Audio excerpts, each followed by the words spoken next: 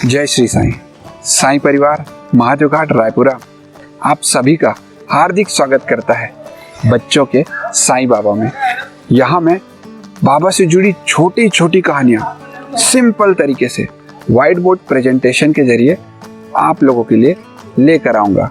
चलिए आज की कहानी शुरू करते हैं। पिछली वीडियो के आगे की कहानी आज मैं आप लोगों को बताऊंगा। अगर आपने पिछला वीडियो नहीं देखा हो तो आई बटन पे क्लिक करके देख लीजिए। जैसा कि मैंने आप लोगों को पिछली वीडियो में बताया था कि काका ठक्कर धर्मजी जेठा भाई सॉलिसिटर फर्म के व्यवस्थापक थे। सेठ जी और काका के संबंध बहुत अच्छे थे। श्रीमान ठक्कर जी को ज्ञात था कि काका बहुत शिरडी यात्रा करते हैं और वहां कुछ दिन रुककर बाबा की आज्ञा लेकर वापस लौटते हैं। कौतूहलवश बाबा की परीक्षा लेने के विचार से होली के समय ठक्कर जी ने शिरडी जाने का फैसला किया। चूंकि काका महाजनी का शिरडी से लौटना अनिश्चित रहता था, इसलिए सेठ जी ने अपने एक मित्र को अपने साथ शिरडी चलने को कहा। रास्ते में काका ने बाबा को अर्पित करने के लिए 2 सेर मुनक्के लिए। शिरडी पहुंचकर वे लोग बाबा के पास द्वारिका माई गए। उस समय श्री बाबा साहेब तरखट जी भी वहां शिरडी आए हुए थे, जो कि ठक्कर जी के परिचित के थे। जब ठक्कर जी ने तरखट जी से शिरडी आने का कारण पूछा, तब तरखट जी ने कहा, मुझे चमत्कारों से कोई प्रयोजन नहीं है, मैं तो सिर्फ बाबा के दर्शन करने यहाँ आया हूँ। काका ने बाबा को प्रणाम कर बाबा को मुनक्के अर्पित किए, जिसे बाबा ने सभी को बांटने को कहा। कुछ मुनक्के ठक्कर जी को भी मिले, पर ठक्कर जी को मुनक्के बिल्कुल भी पसंद नहीं थे और ऐसा अस्वच्छ खाना खाने के लिए डॉक्टर्स ने ठक्कर जी को मना किया था। इसलिए वे डिसाइड नहीं कर पा रहे थे कि क्या किया जाए। इच्छा ना होते हुए भी उन्होंने मुनक्के ग्रहण किए। वे समझ नहीं पा रहे थे कि उनके बीजों का वे क्या करेंगे, क्योंकि बीजों को द्वारिका माई के फर्श पर थूका नहीं जा सकता था। इसलिए उन्होंने सोचा कि वे बीजों को अपने हाथ में ही रखकर जेब में डाल लेंगे। और वे मन ही मन सोचने लगे कि अगर बाबा इतने बड़े संत हैं तो उन्हें ये कैसे नहीं पता कि मुझे मुनक्कों से घृणा है। बाबा क्यों मुझे मुनक्का खाने के लिए लाचार कर रहे हैं। उनके ऐसा सोचते ही बाबा ने उन्हें कुछ मुनक्के और दिए, पर उन्होंने उनको खाया नहीं, हाथ में ही रख लिया। तब बाबा ने उन्हें मुनक्के खाने को कहा। फिर दिखावे के लिए उन्होंने मुनक्के मुंह में डाले। मुनक्के चबाने के बाद उन्हें आश्चर्य हुआ, क्योंकि उनके मुनक्के में बीज नहीं था।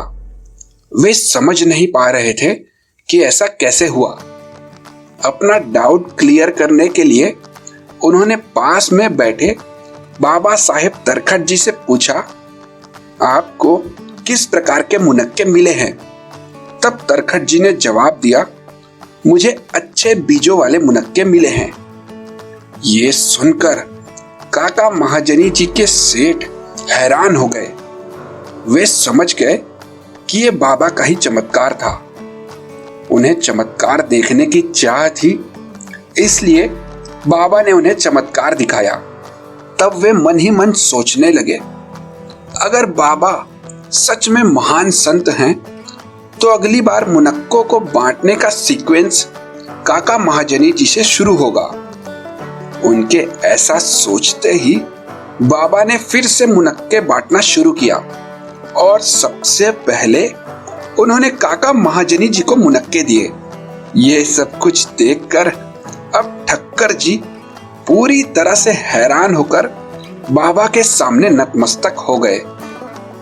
उनके मन में चलने वाले विचारों को बाबा ने अपनी अदृश्य शक्ति से जान लिया था।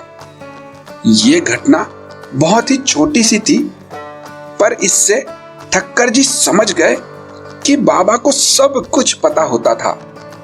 जब श्यामा ने ठक्कर जी का परिचय बाबा से कराया और बाबा को बताया कि ये काका जी के सेठ हैं, तब बाबा कहने लगे, ये उनके सेठ कैसे हो सकते हैं? उनके सेठ तो बड़े विचित्र हैं।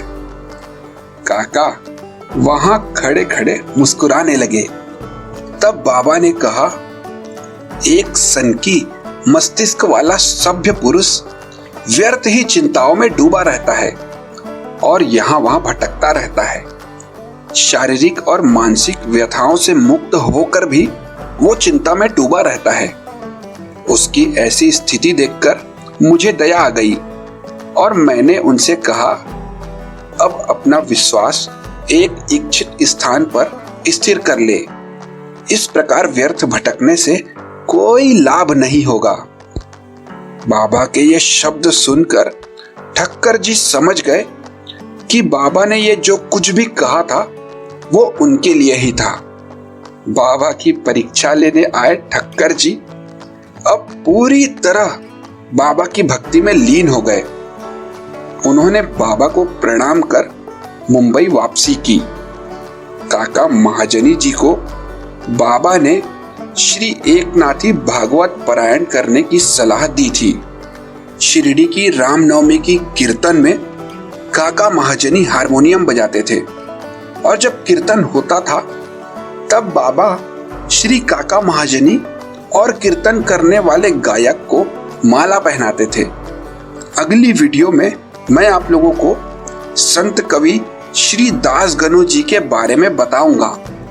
आज के वीडियो की सारी जानकारी मैंने श्री साईं सच्चरित्र से और इंटरनेट से देखकर प्राप्त की है।